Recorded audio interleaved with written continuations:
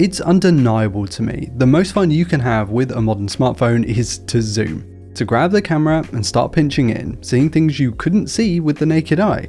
Text, plants, boats, details that are normally out of reach, suddenly up close and in detail. I spent hours as a kid with a pair of binoculars doing just this, scouting the area, looking for new territory, new details, and sometimes you come across something magical. But it's not the 2000s anymore, and as much as I'd like it to be, in 2025 we have some of the most incredible long-range cameras on everyday smartphones, things that are far easier to carry around in your pocket, and are a darn sight less creepy looking to operate now too.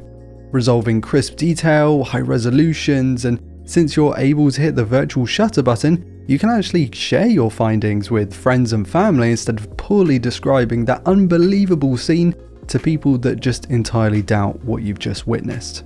Today's video is sponsored by CyberGhost VPN. With over 38 million users worldwide and over 20,000 excellent reviews on Trustpilot, it's one of the best VPNs out there. Keeping your internet browsing private is something that should be pretty important in the age of constant data scraping. Whether you're browsing at home or on public Wi-Fi, bad actors are going to be bad actors. And that's where CyberGhost VPN comes in. Simply select one of their over 100 locations before you browse to encrypt and reroute all of your traffic through their secure servers. This way, no one will even know about your online activity. CyberGhost also unlocks geo-restricted games and content from over 40 streaming platforms like Netflix, Amazon Prime and Disney+, and you can even score better deals online by simply changing your virtual location. And since it works on up to 7 concurrent devices, you can load it up on your phone, tablet, computer, even smart TV device, perfect for sharing with friends and family. With our link in the description, you can get their best deal ever. Just $2.03 a month plus 4 months for free, which is 84% off. There's even a 45-day money-back guarantee, so you have nothing to lose. Anyway, back to the video. Back in the early 2010s, when the smartphone camera was still in early development, it was a fine crossover between traditional digicams and bridge cameras to what we have today. Companies spawned some in-betweens, most notably things like this, the Galaxy camera.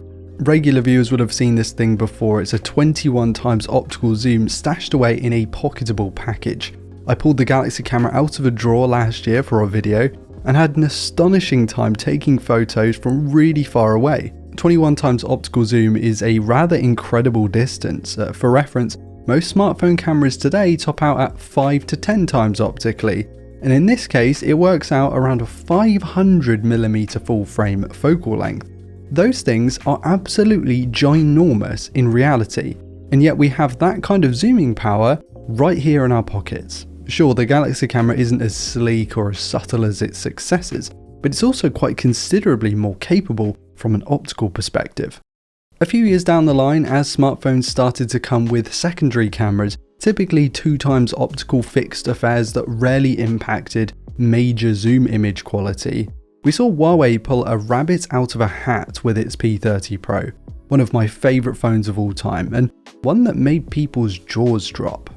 A pretty tiny 1/4 inch sensor, but with a 5x periscope lens that laid flat inside the phone with a periscope element to redirect the light laterally to a sensor that was on its side. This genius hardware design was something we really had not seen before, especially in a smartphone, and it spurred a whole host of other models with different sensors, lenses, software, but with the common denominator being that periscope layout. The P30 Pro introduced us to slim smartphones with comparatively unproblematic camera bumps that could see things we simply couldn't, or at least not without the help of a pair of these bad boys.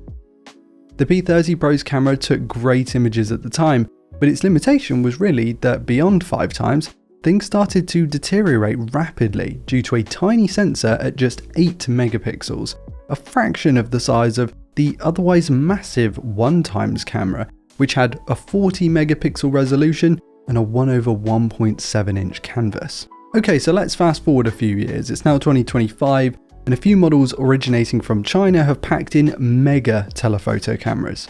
Compared to the P30 Pro, these zooms are not only much higher in resolution by a crazy margin compared to that, but also substantially larger even than the main camera on the Huawei device. Enter the Xiaomi 15 Ultra, one of the few devices to ship with a truly ultra camera package, But the star of the show is a massive 200 megapixel 1/1.4 inch 4x telephoto. Don't let the number 4 distract you from the fact that this thing is a serious piece of kit. From the insane level of detail at longer ranges to the beautiful compression of a large sensor compared with a relatively wide f2.6 aperture for the glorious out of focus element in a mobile. This is an engineering marvel. Much like the Galaxy camera, its bulky Z-axis is unlikely to win over any of those in search for a sleek and slender smartphone, but to the enthusiast, to the shutterbug, to the 10-year-old me who loved playing with binoculars, the Xiaomi 15 Ultra really is a staggering smartphone camera experience, topped off by that ridiculous zoom.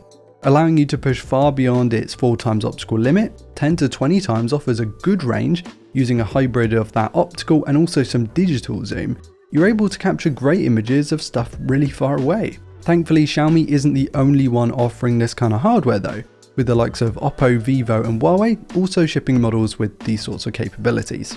But when you push these phones beyond the likes of sort of 25-30 times in the camera app, you do start to notice a level of artificial sharpness that you might not like, or that comes across quite unnaturally. This is likely caused by AI intervening by taking your mushy, soft, long-range snaps, running them through the black box and then spitting out what an AI model really reckons was there, instead of upscaling the image that you actually took. And that's where this phone comes in, the Pixel 10 Pro and the Pro XL. They take this artificial processing via AI to a level we've simply never seen before. At the same sort of zoom ranges with this versus the Xiaomi, the Pixels return images that sometimes don't even look artificial, and that is scary. The Pixels spit out images with lots of detail, lots of sharpness, even up to the 100 times cap that you'll for sure hit when using the camera app, and where competing models typically struggle to produce anything very usable 30 to 40 times ago. Sure, there are phones that will go beyond this, even to 120 times, but they aren't producing anything like what the Pixel is currently doing. And the most insane part of all of this, well, maybe two parts, is that one, the Pixel's camera does not stick out nearly as far. It's actually only a 50 megapixel 1/2.55 inch sensor with a measly 5x optical lens. Yeah, that is a really small camera. And number two is that this AI processing happens on board. No SIM card, no Wi-Fi. As long as you have that AI model installed, it will do it on the fly, in your pocket. And that is absolutely insane. But the 10-year-old binocular wearing me would call this cheating, almost a complete farce. And there are a couple of reasons behind that. Firstly, if you are taking a picture of a crime scene, let's say, and you had to show that photo to the police, you wanted to use it as evidence, that zoomed in picture that you took isn't real, it's doctored, and that means that it's not able to be used for evidence. Because the AI putting that mush through the black box means not only do you not know what it changed, but you also don't know how it changed it. It's entirely ambiguous, and that's worrying. What if the companies that created these AI models wanted certain things erased or censored or changed before you got a chance to see what was actually there? Now, I'm not saying this is happening right now. I'm not pointing the finger at anyone because I truly believe that right now this isn't the case, but it could be. And that's actually very concerning. As much as I've adored playing around with these zoom cameras over the past year or so, really diving deep into the smartphone zoom camera story and just reliving a lot of the different iterations and evolutions, experimenting with different hardware and software, I've come to the conclusion that I don't like where this stuff is going.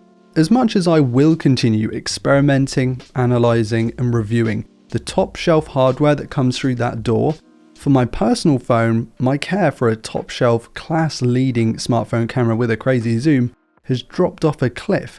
I now carry around a real camera, one that isn't going to fill in the blanks, augment reality, one that I can trust not to warp my perspective, and that counts for something in my opinion. And be sure to check out the link in the video description and the pinned comment to CyberGhost's great deals right now.